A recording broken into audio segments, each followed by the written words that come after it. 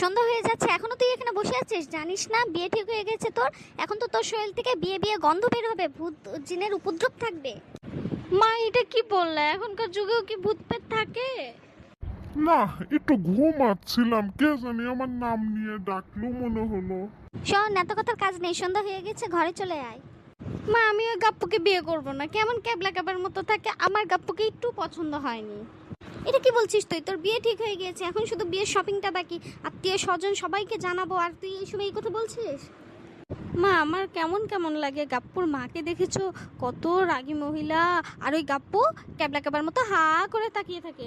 তুই যখন গাপ্পুকে পছন্দ না, আমাকেও তো পছন্দ করতে পারিস। একা একা গাছে থাকতে থাকতে আমার জীবনটাই নষ্ট হয়ে গেল। ও তুই সব মানিয়ে নিতে পারবি, আর গাপ্পু একটু ক্যাবলা থাকাও ভালো। মা তুমি রিনা খালাকে বলেছো আমার বিয়েতে আসতে? না, আমি তো তোকে